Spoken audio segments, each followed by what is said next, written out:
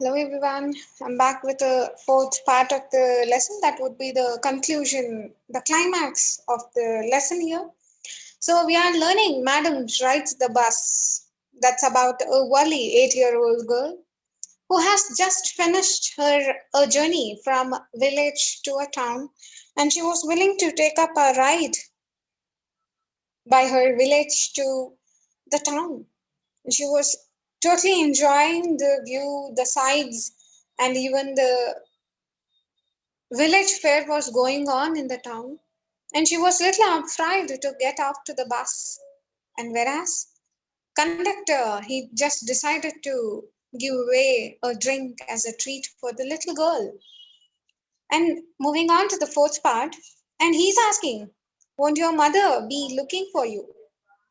The conductor asked when he gave the girl her ticket. No, no one will be looking for me, she said. The bus started, and again there were the same wonderful sights. So he asked that, won't your mother be looking for you? And very angrily she said, no, no, nobody will be looking for me. The bus started again. Again the same sights has been come across to her, and then same thing she just bored off, and she was not at all bored off to see again. Wally was not bored in the slightest and greeted everything with the same excitement she had felt the first time. She kept her excitement alive, and she was feeling so mesmerized again how she has felt for the first time when she came from village to the town. But suddenly she saw a young cow lying dead by the roadside, just where it had been struck by some fast moving vehicle. Yes, the cow she saw, which was lying down dead by the roadside. So by seeing the dead cow, it is understood that it has met with an accident. And she asks, isn't that the same cow that ran in front of the bus on our trip to town? She asked the conductor. So isn't the same the same cow where we saw that the cow was running in front of the bus when our trip to the town was?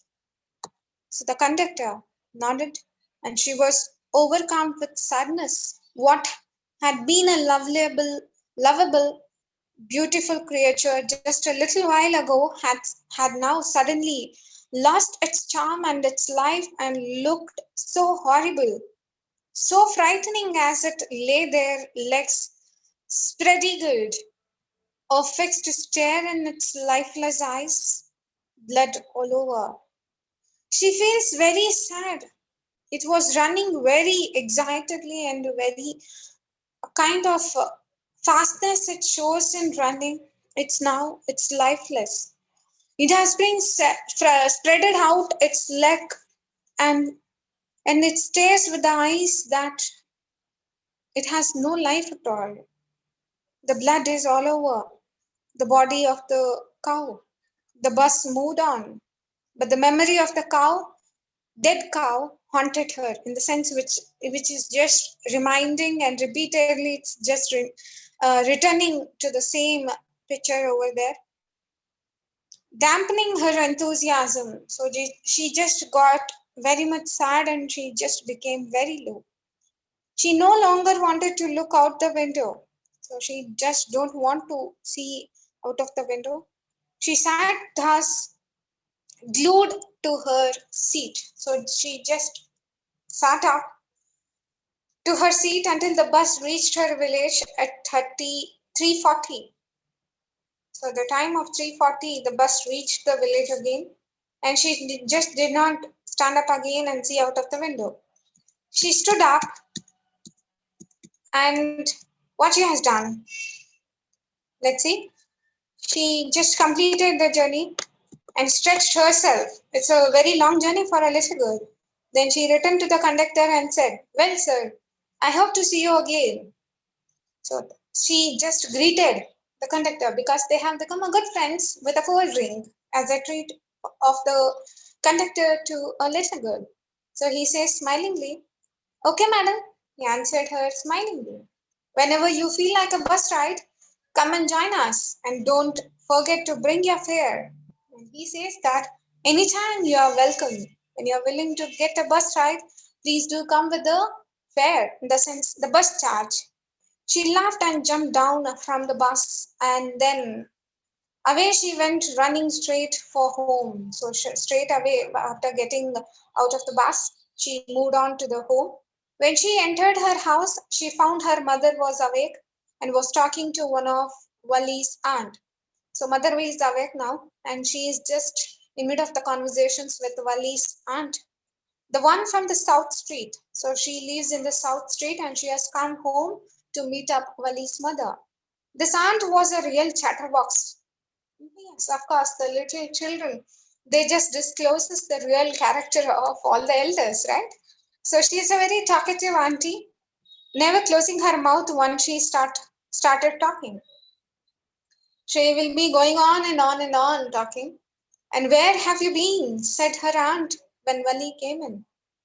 So aunt questioned Wali, where have you been so? She spoke very casually, not expecting a reply. So she was not at all expecting a reply, and Wali just smiled, and her mother and aunt went on with their conversation. So she just smiled onto the question of the aunt asked, and she moved on and back again. Aunt and Wali's mother continued their conversation. Yes, you are right, her mother said. So many things in your midst and in the world outside. How can we possibly know how about everything? So they are just conversing and having a discussion that, yes, in the midst of all, how could we know that? That is the how the outside world is and what's happening there. So she just interfered their conversation. What? Asked her mother. She's a little girl. What does she understand the logistic questions and the conversation is going on between aunt and Wali's mother? What's that you say? Oh, said Wali, I was just agreeing with what you said about the things happening without our knowledge.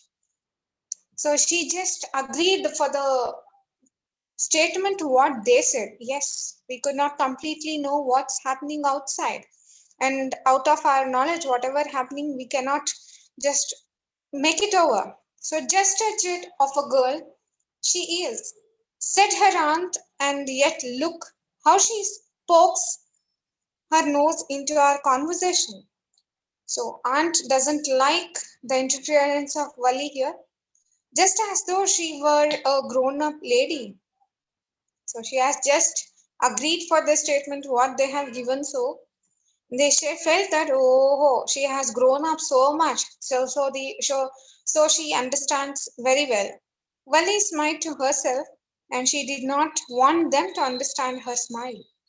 But then there wasn't much chance of that, was there? What was the chance of knowing that she went to town and came back on the same bus in between the nap of mother? That was not at all, it was known to anybody. So on the sense, she was very proud that she had took a ride of the bus, and she made an something which is very adventurous excursion according to her. So this was one of the very cutest lesson we had so far in your syllabus. So as we all know that, so it has been penned up by a Tamil poet. So hope you all enjoyed the lesson. So please do revise. There are totally 4 parts of this lesson. If you revise according to the part levels and the segment wise, it would be easier for you to remember. So till by then, happy learning, and I'll be catching you up in my next video. So till by then, happy learning.